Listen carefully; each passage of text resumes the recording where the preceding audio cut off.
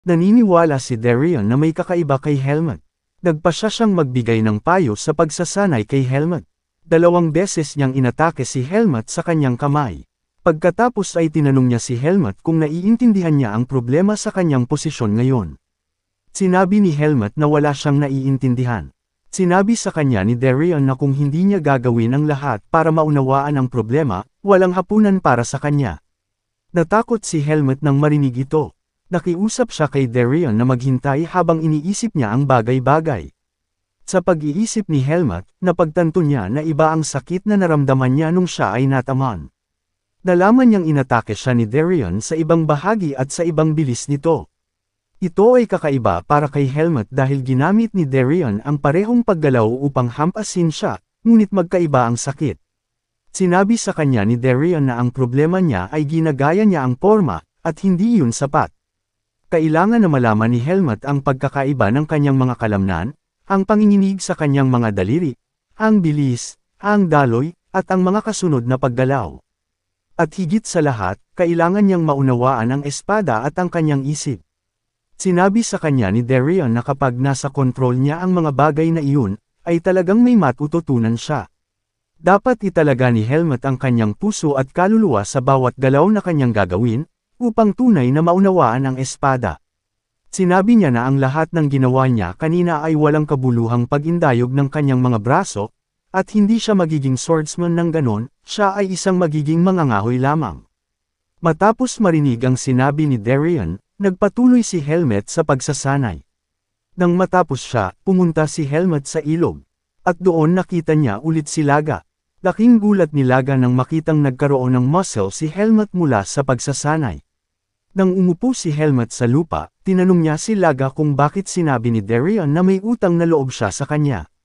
Sinabi ni Ilaga na binigyan niya ng espesyal na pahintulot si Darion na manirahan sa kanyang kagubatan. At nagulat si Helmut sa narinig. Tinanong niya si Laga kung bakit niya hinayaang tumira si Darion sa kagubatan, dahil ayaw niya namang may taong malapit sa kanya. At nagtanong siya ulit kay Laga kung bakit ayaw niyang awayin si Darion. Nagalit si Laga nang marinig ito. Sinabi niya kay Helmut na siya ang may-ari ng gitnang bahagi ng gubat na ito at lalabanan niya ang sinumang haamon sa kanya. Kaagad pagkatapos niyang sabihin ito, sinabi niya kay Helmut na ang dahilan kung bakit ayaw niyang awayin si Darion, ay dahil nag-iingat siya. Ayaw niyang mapagod sa laban at mapatay siya ng ahas. Napagtanto ni Helmut na ang ahas na tinutukoy ni Laga ay si Naho, ang two-headed snake sa katimugang rehiyon ng kagubatan. Tinanong siya ni Helmut na kung lalabanan niya si Darion nang walang anumang pagkagambala, mananalo ba siya? Pinag-isipan ito ni Laga at sinabing hindi siya sigurado. Ito ay dahil ang mga demonic beast na tulad nila ay kadalasang nailalantad na ang kanilang demonic energy, kaya likas nilang masasabi kung mananalo sila sa laban. Pero iba ito sa mga tao, dahil kaya nilang itago ang kanilang enerhiya. Nagulat si Helmut nang marinig na hindi mananalo si Laga. Itinama ni Laga si Helmut at sinabi sa kanya na hindi siya sigurado, at ang dahilan kung bakit niya pinayagan si Darion na manirahan sa kanyang bahagi ng kagubatan, ay dahil kinasusuklaman ni Naho si Darion. Tinanong ni Helmut si Laga kung bakit galit si Naho kay Darion. Sinabi ni Laga kay Helmut na sinira ni Darion ang isang karimari-marim na lugar na itinayo ni Naho. Na-curious si Helmut sa karimari-marim na lugar na sinabi. Nagpasya si Laga na akayin siya sa kanyang likod at ipakita ito sa kanya. Dinala niya si Helmut sa isang bukid, at ito ay isang hindi pangkaraniwang sakahan dahil ito ay isang lugar kung saan ang mga tao ay pinapangasiwaan. Laking gulat ni Helmut nang makita ang isang bukid kung saan pinapangasiwaan ang mga tao. Sa bukid, hindi sinasadyang ibinagsak ng isang lalaki ang mabigat na core goddess sa lupa, at dahil dito, binugbog ang lalaki. Hindi maintindihan ni Helmut kung bakit binugbog ang lalaki. Tinanong niya si Laga kung ano ang ginawa ng lalaki. Sinabi ni Laga na hindi kumikilos ng maayos ang lalaki at dahil dito, siya ay pinarusahan. Nagulat si Helmut sa narinig. May nakita si Helmut na mga babae sa bukid at tinanong niya si Laga kung bakit iba ang hitsura nila sa kanya. Sinabi sa kanya ni Laga na ang mga taong iyon ay mga babaeng tao, at siya ay isang lalaki. Mas gusto ni Naho ang karne ng mga babae dahil malambot ang mga ito, at dahil doon, pinapatrabaho niya ang mga lalaki habang kinakain niya ang mga babae. Sa mga tao sa bukid, itinuro ni Laga ang isang kalbong lalaki at ito ang leader ng mga tao. Ang lalaking ito, na tinatawag na si Arago, nakita ang lalaking binubugbog dahil sa kanyang pagkakamali, pero sinabi niya sa mga tauhan niya, nakalimutan ang tungkol sa lalaki at ihanda ang mga iaalay para kay Naho. Tumingin siya sa isa sa mga batang babae at inalis siya sa grupo ng mga iaalay. Sinabi niya sa kanya na hahayaan niya itong mabuhay ng mas matagal kung masisiyahan siya sa kanya. Nagulat si Helmet na ang gayong taong iyon ay leader ng mga tao sa bukid. Sinabi sa kanya ni Laga na hindi niya alam kung paano ito nagagawa ng lalaki, at nakakahanap siya ng mga taong pumapasok sa kagubatan, at kung nakita niya si Helmet, siya ay magiging alipin din. Tinanong ni Helmet si Laga kung bakit niya ito iniligtas at kung bakit hindi siya tinrato na parang alipin.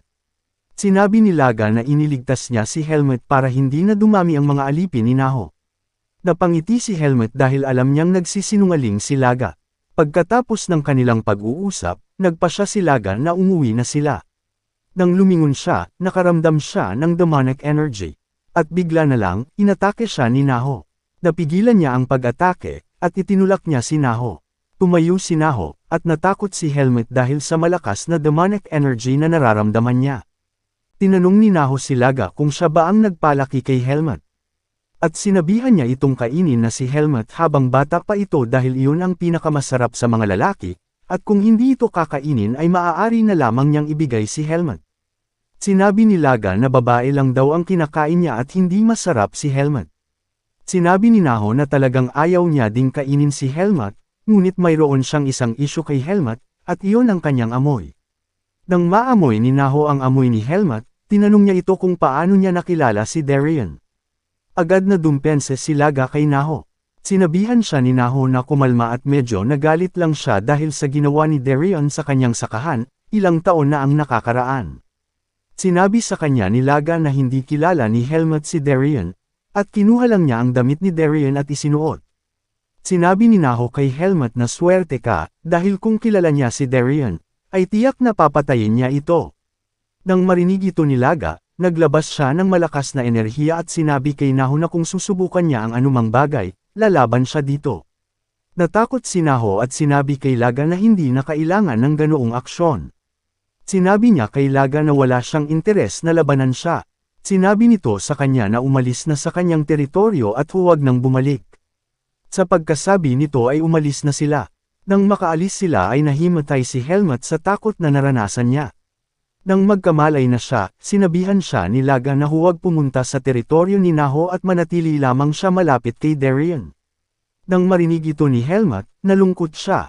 Tinanong niya si Laga kung kaya niyang maging kasing lakas ni Darien.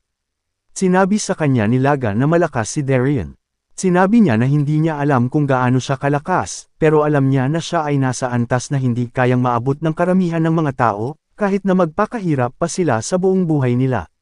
Sinabi niya kay Helmet na kung gusto niyang makaalis sa kagubatan na ito, kailangan niyang gawin ang lahat para maging mas malakas. Sa pagkasabi niyang ito, ay nagpasya siyang umalis dahil naramdaman niyang papalapit sa kanila si Darien. Nang makita ni Darien si Helmet, sinabihan niya itong sundan siya pauwi. Tuwang-tuwa si Helmet nang makita si Darien.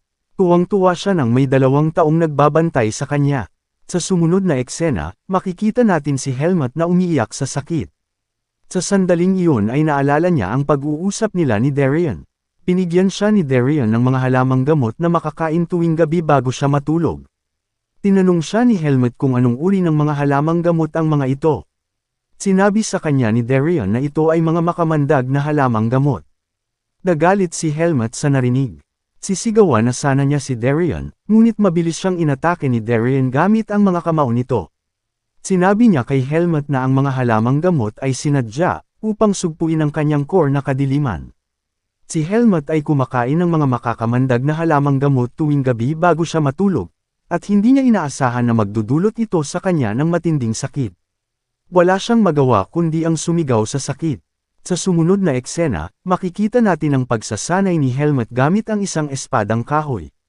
Habang nagte-training siya, nilapitan siya ni Darien. Nagulat siya na nag-e-enjoy si Helmet sa sword training. Sinabi ni Helmet na mas gumanda ang kanyang paningin at mas gumaan ang kanyang katawan. Tinanong niya si Darian kung sa tulong ba ito ng mga makamandag na halamang gamot, kaya naranasan niya ang mga ganitong pagbabago. Sinabi sa kanya ni Darian na maaaring ito ay sa tulong ng demonic energy na kapaligiran. Tinanong niya si Helmut kung hindi na niya nararamdaman ang sakit ng lason. Sinabi ni Helmut na wala siyang nararamdaman, at kadalasang nare-refresh ang kanyang katawan sa umaga. Nang marinig ito ni Darian, napagtanto niyang ilang buwan na ang nakakalipas mula nang simula ni Helmut na kainin ang mga halamang gamot. Tinanong niya si Helmut kung naaalala niya ang enerhiya na tinatawag na this.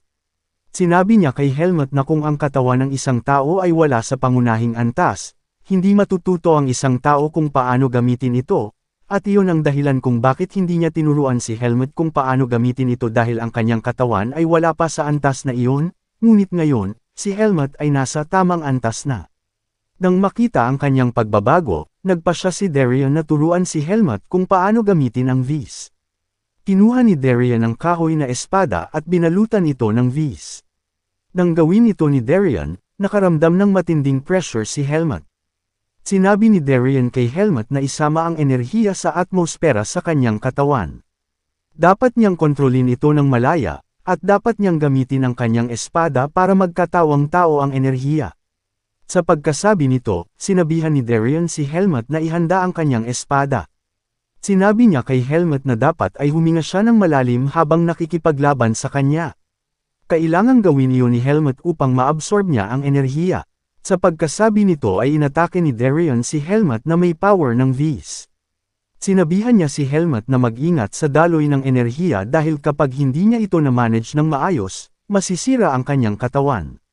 Matapos mapigilan ni Helmut ang pag-atake, lumapit si Darian sa pagitan nila at inatake si Helmut. Naiwasan ni Helmut ang pag-atake. Tinanong niya si Darian kung talagang sinusubukan niyang patayin siya. Sa pagkasabi niyang ito, ginawa niya ang lahat para makahinga ng maayos. Nang makabawi na siya, ay sinugod niya si Darian. Madaling napigilan ni Darian ang mga pag-atake niya. Sinabi niya kay Helmut na pakiramdaman ang enerhiya na nasa paligid niya at kontrolin ito.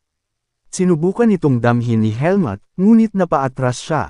Sinabihan siya ni Darian na huwag siyang mag-alala dahil wala namang nakakakuha nito ng perpekto sa kanilang unang pagsubok, kaya kailangan nilang ipagpatuloy ang pakikipaglaban araw-araw upang makamit niya ito. Sa paglipas ng panahon, patuloy na nagsasanay si Helmut araw-araw.